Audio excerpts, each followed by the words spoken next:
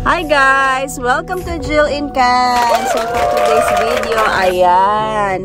Itong mga kids na to ay pupunta sa isang summer camp for 1 week sa Calgary! Wow! Hi Kyle! Kasama ka ba? Hindi. Si Kyle kasi visitor namin from Philippines, cousin.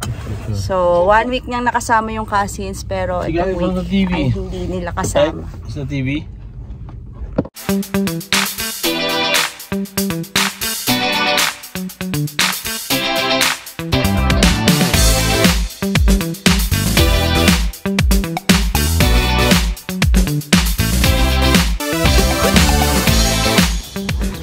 Wow!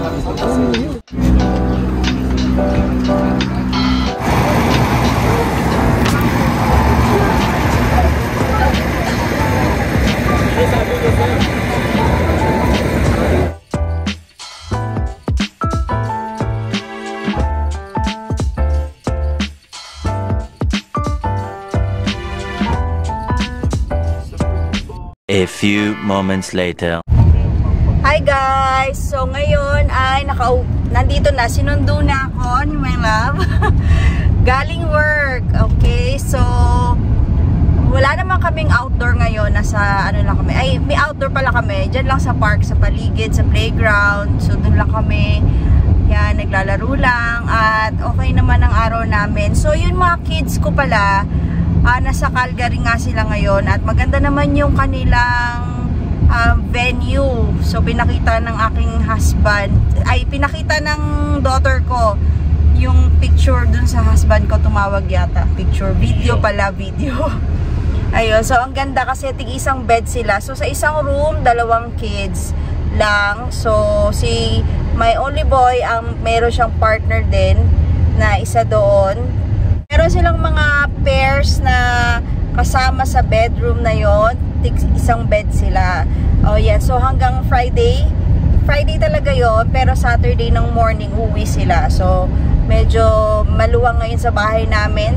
At yun nga lang, ang cousins na nandito ngayon na nag-visit ay wala munang kasama. So pagbalik nila, meron na lang 1 day na natitira para magkasama sila bago sila umuwi, yung aming visitor na cousins nila. Ngayon guys, gusto kong i-share sa inyo yung previously, kung nanood kayo ng aking recent vlog, no? Ay, okay na pala guys yung aking carpal tunnel. Yan, update, no? From the previous vlog, ginawa ko lang ay binalot ko siya, tapos 2 days na magdamag ko siyang binalot. So minsan tinatanggal ko siya para ma-rest ng a few hours, tapos pero yung buong magdamag na 2 gabi binalot ko siya, tapos talagang less talaga yung movement niya. So ngayon ay okay na siya, pero talagang dapat aalagaan natin, wag nating iaabuso. Yan. Okay, so okay na po ito ngayon guys. At salamat din kay Prince Solo sa pag-offer na gusto sana niyang i-treatment ito. So maraming salamat sa offer, pero okay na siya ngayon. Tapos kasabay din nun yung pagsasabi ko na meron akong natanggap na award from our school. Pinost ko nga din yon sa Facebook group ng Pinoy Study Canada. Yan, so pinost ko doon at meron ding mga nakakita at meron ngang nag-message sa akin guys. So ang minessage niya sa akin kung ako ba ay, so unang-una nagpasalamat siya sa post na yon dahil nga parang syempre nagbibigay inspirasyon sa mga 40 plus years old, sa mga busy parents na papunta dito or nandito na. So yung nag-message sa akin ay nandito na siya sa Canada together with her kids and husband. Bagong dating pa lang sila guys ngayong April. At ayun nga, sabi niya paano daw ako nag-adjust since parang nakakalungkot daw dito sa Canada. Nakaka-depress. So araw-araw daw siyang nalulungkot, araw-araw siyang nadidepress. Paano daw ako nakapag-adjust? Kung ako daw ba ay nakapag-abroad na dati. So noon guys, ito yung first time ko na umalis ng bansa na kasama yung family. syempre maalis tayo ng bansa dati to travel, pero yung pag-move sa isang country talaga, ngayon pa lang nangyari ito sa amin. At paano nga ba ako nakapag-adjust? Paano tayo nakapag-adjust? Paano nga ba? Paano nga ba tayo nakapag-adjust? Okay, so hindi kami masyadong nag-adjust. Hindi rin namin alam kung paano, guys. Pero, bago kami dumating dito, syempre lahat tayo pinag-aaralan natin kung ano yung madadatnan natin dito, kung meron ba tayong makakilala. Okay, so wala kaming relatives dito sa Alberta. Pero meron kaming mga friends, mga church members na naging kakilala na namin back in the Philippines, no, matagal na sila dito. So yun nga, kung mapanood nyo yung aking mga first few vlogs kung saan ako nagstay sa aking friend, ayun, siya rin yung tumulong sa akin sa paghahanap ng bahay. Tapos dito sa church namin, sila yung tumulong sa amin kung paano kami nagkaroon ng mga gamit lahat sa bahay na halos wala kaming binili. Okay, so yung mga maliliit na bagay lang na nabili namin sa Dollarama, yung mga ganyan, even the bedsheet, the beds, the table, yun, kung hindi man binigay ay pinahiram, so everything is there. At yung nalulungkot, guys, minsan ikikwento ko lang yung nangyari na dati sumakay ako ng bus from school, pauwi ako. So nahihirapan talaga ako mag-navigate gamitin yung Google Maps, nakakalito. Tapos yung tama na may sinakyan ko, pero yung binabaan ko mali. tapos yung cellphone ko malapit ng malobat. Ayan, so naglalakad ako pa uwi. Tapos parang sabi ko, lalakarin ko na nga lang to, tinitipid ko na yung battery nun. So paglakad-lakad ko ay habang sa paglalakad ko, guys, naisip ko na bakit nga ba ako nandito? Iniisip ko talaga na tama ba yung decision na nagpunta kami dito. Ako pa lang nun, wala pa yung family ko, na tama ba yung decision na nagpunta kami dito. So ganun. So pag uwi ko, pagod na pagod ako, tapos kumain ako, gutom lang pala yun.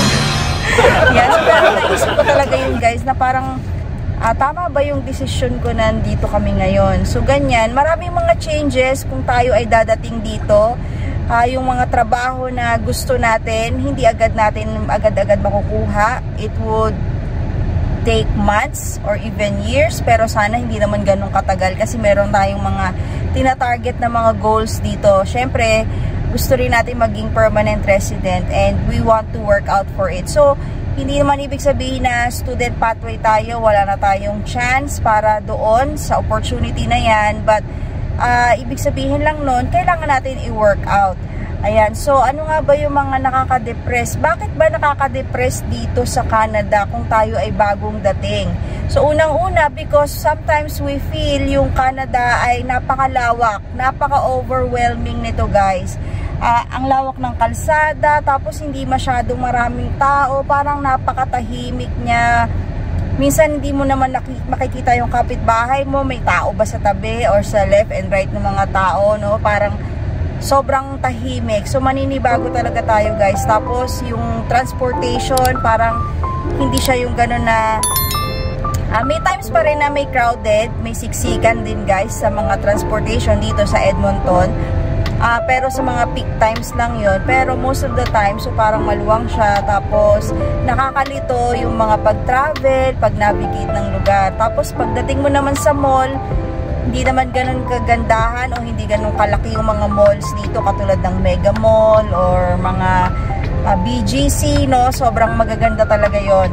Dito, sobrang simple lang. Parang yung mall niya, na sinabing mall, yung considered na parang pumunta sa isang village, tapos sa entrance ng village, di ba may mga ano doon, may mga arcade, may mga maliliit na tindahan or parang mall nga na tinatawag.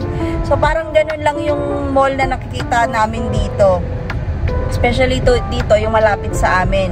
So ganun lang yung, guys, na parang wala ka masyadong makikita, napakasimple lang. Ayan, so ano pa yung mga reasons bakit parang nakaka-depress dito para sa mga ibang bagong dating? Yung mahu-homesick talaga tayo. So bukod dun sa overwhelming ang bansang Canada dahil napakalawak niya, no? Parang akala mo 3 kanto na yung pinuntahan mo, pero ay isang kanto lang yung tatawirin mo pero ang layo-layo. So, kaya gano'n siya ka-overwhelming. Tapos, syempre, natural naman din yung ma-homesick talaga tayo. Kung nami-miss nyo yung magulang nyo, yung mga kaibigan nyo, so yung mga pinupuntahan nyo dati, yung mga kinakainan nyo, talagang nakaka-homesick yun guys. At ano pa yung mga, bakit pa nagkakaroon ng depression or parang nakakalungkot dito sa Canada? Minsan, kasama din dito yung culture shock. So, naku-culture shock yung mga tao kasi syempre, ang aga naman magsara ng mga malls dito. Tapos pag Sunday, katulad nun, kahapon, Sunday, punta kami ng Dollarama. Ang liwanag kasi ng 8:30 dito. Parang ganyan itsura ng 8:30 ng gabi.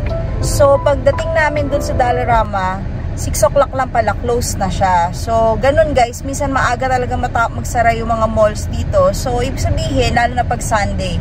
Pero pag weekdays, may mga malls or mga stores na hanggang 10 PM naman. Pero, iilan-ilan lang yun guys. So, yung ganun na parang nasa bahay ka na talaga.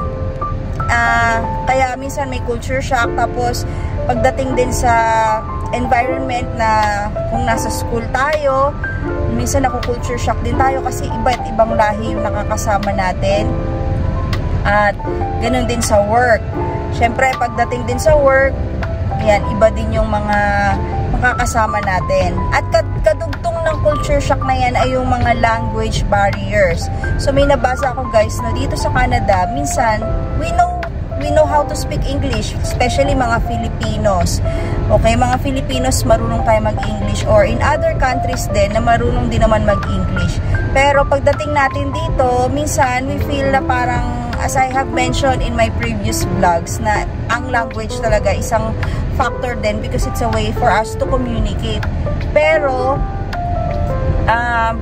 may English tayo na we were taught, pero pagdating dito, iba yung way pa din nila of speaking, or iba din yung mga ways nila how to, yung pag-joke na yon. So, minsan di natin agad mag-gets yung joke pala yon.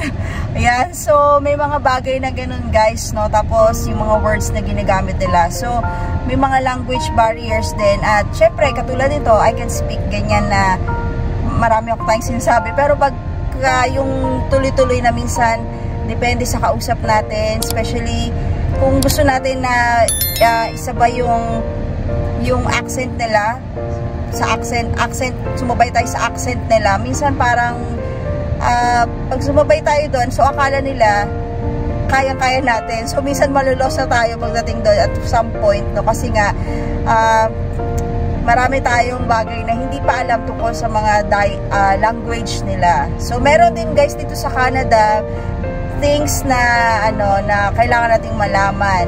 So parang maghahang tayo. Oops, ano kaya ibig sabihin nun? So yung yung folder. Yung folder dito, hindi folder. Pero meron pa rin gumagamit ng folder dito. Ang tawag doon duotang. Tapos yung bag, it's bag. Where's your bag? Yun. So marami pang bagay dito guys na yan, so sa mga language barriers din. Pero most of all guys, minsan kaya din nadidepress yung isang tao, siguro dahil sa sa mindset din na kailangan din i-help natin yung sarili natin para mapaglabanan natin yung depression na ito everyday. So, itong nag-message sa akin, sabi ko, enjoy lang niya yung Canada, enjoy niya yung view, enjoy niya yung paligid, labas-labas sila, especially ngayon na summer, mamasyal silang mag-anak, ganun. And in-invite ko din siya. Sometimes siguro kung may time, no, makapag-meet kami. Ayan, so para makita din niya na yun, meron tayong mga ibang friends. Kasi hindi ko pa alam kasi yung mga classmates ko na Filipino, wala pa namang nagsasabi na nadidepress sila. Yun, so kasama din nila yung mga anak, meron ding hindi kasama yung anak, may kasama yung partner, yung iba naman solo lang din. So iba-iba po ito guys na situation sa bawat isa sa atin.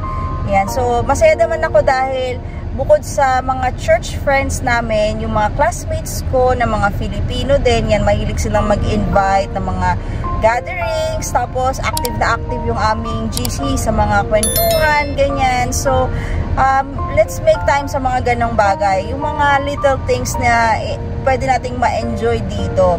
At especially guys, since yun nga, no, dito sa Canada, marami tayong time. Kasi dati, ayoko masyadong magtanggap ng oras sa work. Parang sa Philippines, no? Sa Philippines kasi parang kalma-kalma lang yung time ko doon na kung meron akong gig as a makeup artist. So, umaga lang yun. Tapos nun wala na. So, parang hindi siya talaga ganun ka-frequent. So, dito, nung nalaman ko na bibigyan ako ng every Saturday na work, parang ayoko pang tanggapin kasi baka mapagod ako, baka ma-stress ako, gano'n. Tapos baka mawalan ako ng time sa family ko. But, habang tumatagal, parang after a few weeks na gano'n na alternate every Saturday lang ako nag-work, ay napansin ko na hindi naman siya gano'n ka-stressful. So, naging consistent na yung every Saturday na work ko because marami pa rin pala akong time sa aking kids, especially ngayon na yun nga, may summer, tapos konti lang naman yung hours ng work ko mga 5 hours lang pag Saturday. So, marami pang time kasi yung pag-uwi ko, yung papunta at pa-uwi from work, hindi naman siya traffic, wala naman stress. So, pagdating ko sa bahay, meron pa akong time sa family. May time pa kami mag-grocery, ganyan. So, dito sa Canada, we can have more time with our kids, with our family.